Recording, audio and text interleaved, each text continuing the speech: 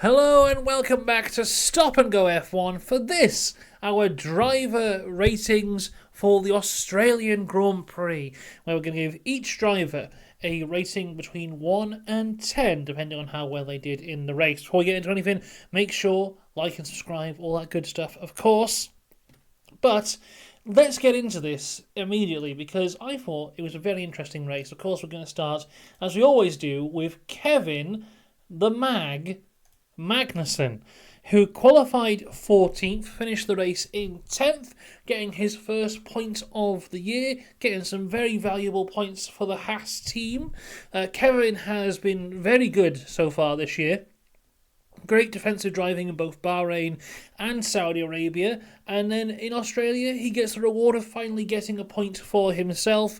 So, point in a Haas, it's got to be a 10 out of 10 for good old K-Mag. We go across to Nico Hulkenberg now, qualified 15th. Not a great qualifying for him, but he was kind of disrupted a little bit by Sergio Perez within the qualifying session. But in the end, it didn't mind because he came home in 9th. A great result for Nico Hulkenberg there. And another Haas, 10 out of 10. If you get points in a Haas, a car which at the start of the year, even their own team principal came out and said, this car is awful, we're going to be at the back. If you can get points in that, I think he deserves 10 out of 10. It's the first time he scored points in back-to-back races since 2020. Double points finished for Haas. Wonderful job from everyone involved there. Really, really good stuff. Speaking of not good stuff, though, it's Stake F1 team Kick Sauber, who have some of the worst pit stops I've ever seen consistently coming from a team.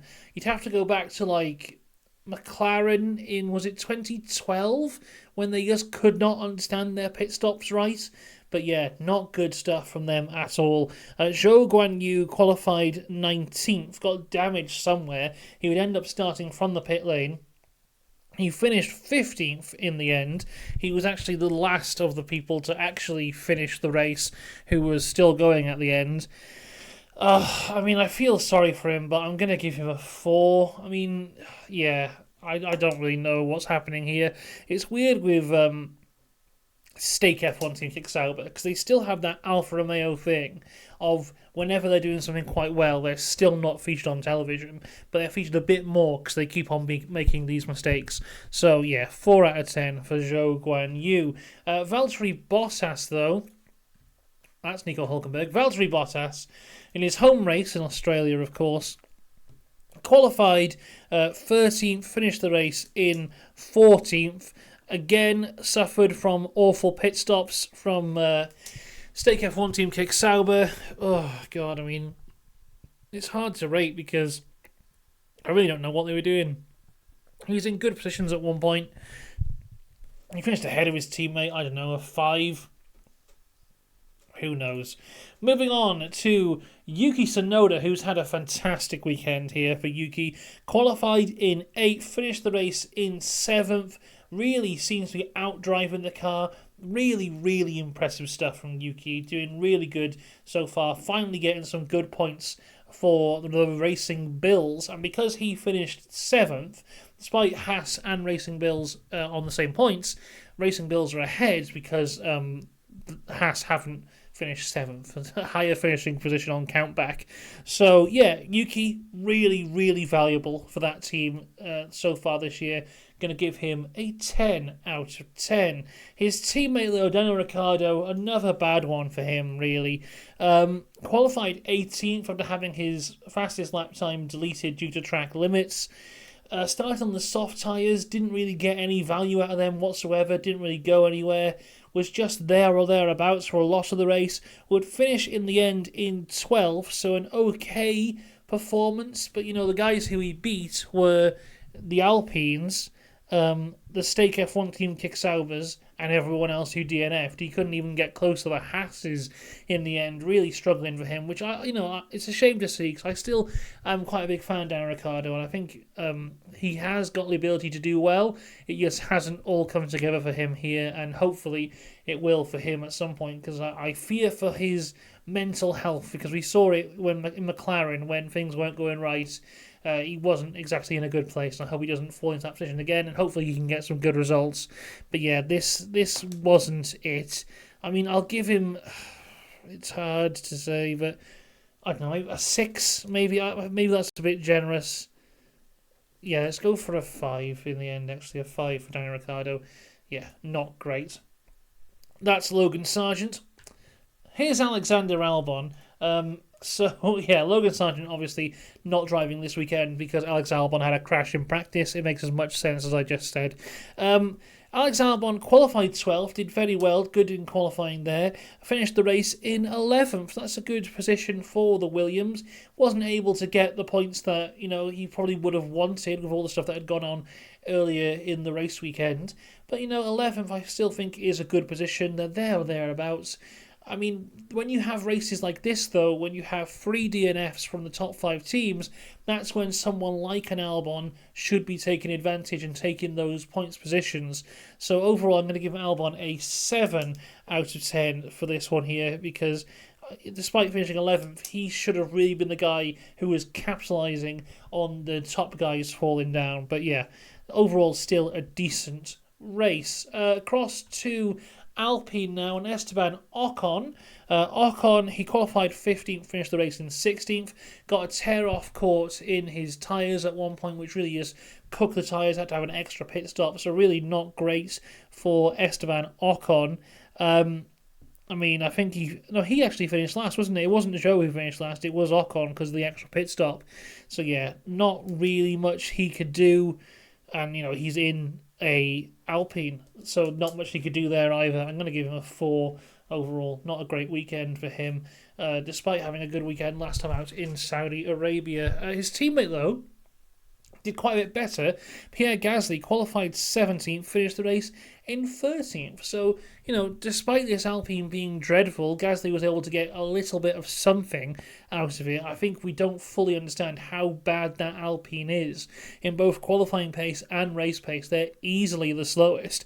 So for him to beat the likes of both of the Saubers, beat his teammate, I think overall that's pretty good. I mean, it was just because they had outside problems, which kind of dragged them down, but I think Gasly did an okay job here with what he was given. I'm going to give him a 7. Like literally every number I've written down on this piece of paper, I'm changing as I say it because I don't agree with it.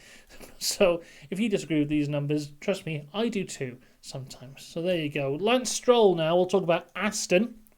Now, Lance qualified 9th. He qualified ahead of his teammates, and technically he did finish ahead of his teammate, finishing in P6. So I'm going to give Lance a 9 out of 10. Lance Stroll, good result for him there. We don't really see him in the top 5 or close to the top 5. Even last year, where Aston had the second fastest car at the start of the year, it was very rare that we saw him near the top 5. So a good result here for Lance in a P6, made some good moves as well, so I'm happy for Lance there. That was a good one. Now let's talk about his teammate, Fernando Alonso. Qualified 10th, not a great qualifying for him. I expected a bit better there. He would finish the race itself in 6th, then receive a 20-second penalty which would push him down to 8th. And I haven't actually spoken about this penalty yet because when I did the race review it hadn't been revealed yet. But I have to say I massively disagree with this penalty. I do not think it's fair at all. People are saying he brake-checked George Russell. I disagree. I think what he really did was, yes, he slowed down a lot earlier than usual to go into that corner, but that was just to make sure that he basically parked it on the apex to have a defensive position there to make sure Russell couldn't get past him. It's the exact same thing that we saw, like if you go back to the end of 2016, when Hamilton was massively defending Rosberg and trying to push him into Vettel so Hamilton could win the championship. It's basically the exact same thing. You're slowing down a hell of a lot more in positions where he knows that it's going to be difficult to overtake. I have no idea why he got a penalty for this. It was not a brake check. That's as clear as day to me. I think he got a penalty because George Russell crashed. If George Russell doesn't crash there, this isn't even looked at. It's not even noted. It's not investigated. George Russell had a crash. and Fernando Alonso has received a penalty for being in front of George Russell when George Russell had a crash. If that's a crime, then Lando Norris should have had a penalty in Singapore. Russell messed up massively here, and for some reason Alonso's been punished. I think, personally, it is very, very stupid, but I'm going to give Alonso an 8 out of 10, because I think his race itself was very good. We saw him have to go on a bit of a weird strategy, starting on the hards, going a bit longer, and then he started on the mediums, didn't he? Started on the mediums, going a bit longer, pitched under the virtual safety car, to then go to the hards, so his strategy was kind of off from what they planned from the start, but he managed it well, defended well, attacked well, and then Johnny Herbert decided to ruin everything, because that's what Johnny Herbert does. Let's talk about McLaren, though. Oscar Piastri, in his home race, qualified 5th, finished the race itself in 4th. Team orders from McLaren to switch them round, but he was the slower of the two. Still, at the end of the day, a very good result for him. I think he'll be happy with a P4. Of course, he would have wanted that podium, but if they had let them fight, I don't think he would have come out in front of Lando. Overall, a decent result for Oscar Piastri. I'm going to give him an 8. Lando Norris, though, got his first podium of the year, P3 for Lando Norris after qualifying 3rd. Good weekend for him. His best weekend so far. I'm going to give him a 9. Let's talk about Ferrari, why don't we? And this man, fantastic stuff from him. 2 weeks ago, having his appendix taken out, to come back here, we weren't even sure if he was going to drive this weekend, but he had a bit of a slow time in FP1, but from FP2 onwards, he was on the pace with everyone else, qualifies in the front row in P2, overtakes Max Verstappen, gets overtaken back again, but then when Max retires, he's able to take the lead and maintain the lead, never really looked under any pressure. I think there was a point when Leclerc was maybe about a second behind him, but Sainz managed it really well, built the gap, managed it all the way through the entire race, and just had a fantastic race. So the only result we can give is a 10 out of 10 there for Carlos Sainz. Fantastic stuff from him. The fact that he hasn't got a drive next year is criminal. And you know what? If I was in charge, I'd put him in the Red Bull next to Max Verstappen next year, because that would be a team who I think would be pretty much unstoppable. Let's talk about his teammate, though, Charles Leclerc. Not the best qualifying for him. Messed up his second lap in Q3 and had to settle for 4th on the grid, breaking his streak of 5 front row starts in a row. Would end up in P2. Like I said, wasn't necessarily on the pace of Carlos, but still a very good race from him. I'm going to give him a 9 overall there. Oh, here we go, everyone. It's George Russell time. George Russell qualifies 7th, good qualifying for him. A lot better than what his teammate did. We'll talk about that in a second. In the race itself, is kind of just there or thereabouts, and then is chasing down Fernando Alonso for P6 at the end of the race, and has a big crash. Very similar to how he was in Singapore last year when he was chasing down Lando Norris for P2, and he had a big crash. I often like to think to myself about George Russell. How would the media perceive George Russell if he wasn't British? Because I personally believe that British bias does exist within Formula One, and there was no clearer than that than Ollie Behrman in Saudi Arabia. Now, his performance itself was fantastic, and he deserved all the credit he got for that. But even before he even stepped foot in the car, the amount of press coverage around him, because he was a British driver, was like 10 times more than anyone else. If you think back to maybe Nick De Vries when he stepped in the Italian Grand Prix, the coverage was completely different. And I'm a big Ollie Behrman fan. I think he deserves that coverage, but I think it was mainly because he was a British driver. George Russell, I think, is the biggest benefactor of British bias in possibly the history of Formula One, because he gets thrown in all these terms around as a future world champion, as a fantastic driver, a guy who rarely makes mistakes. I think Karun Chandhok said about him once, and it's just not true. He's not really on the level of any of the guys in the other top teams. He's not on the level of a Hamilton and Norris or Leclerc or Verstappen, but he gets put in those categories nonetheless. I think whatever happened here with Alonso's penalty was ridiculous. George Russell was in a good position, made a stupid mistake that he's made before and hadn't learnt from, and threw away any points that the team was going to get. And it's really quite poetic Lewis Hamilton is leaving this team, and George Russell has to step up as the team leader. In this race, Lewis Hamilton was out early on due to a reliability issue. George Russell was the only guy there. He had to step up and be the race leader. He couldn't handle it. He ended up in the wall, and I think that is his own fault, not the fault of Fernando Alonso. So overall, I'm going to give him a 2 out of 10. 1 point because he beat his teammate, another point because he did most of the laps. But overall, just throwing away good points for Mercedes there through no one's fault but his own. There you go. Let's talk about Lewis Hamilton. Like I said, for Lewis, not a great qualifying for him. Qualifying 11th at a track that he's very good at in qualifying. 8 pole positions at this track before, but wasn't able to hook it up this weekend, qualifying 11th. From there, though, was pretty decent. Only did about 17 laps, but in those 17 laps, he was about, by the time his car retired, he was about a second, 2 seconds off the back of George Russell, so he caught his teammate up in that time and seemed to be setting up to get some good points in. DNF for him, completely out of his control, reliability issue. Overall, I am going to give him a 4. Normally I give people who DNF a 5, but I'll get rid of 1 point just because the qualifying wasn't necessarily there for Lewis this weekend. Let's talk about Sergio Perez. Qualifies 3rd, but gets pushed down to 6th after impeding Nico Hülkenberg in Q1. And then from there in the race, it's just nowhere. Ends up finishing P5. We see him doing a lot of overtakes, but for a car that has done back-to-back 1-2s so far in this season, you'd expect a hell of a lot more pace around this track, and he just really wasn't there. Much like how George Russell should have stepped up because Lewis DNF'd, Max DNF'd, and the team now have to look to Checo.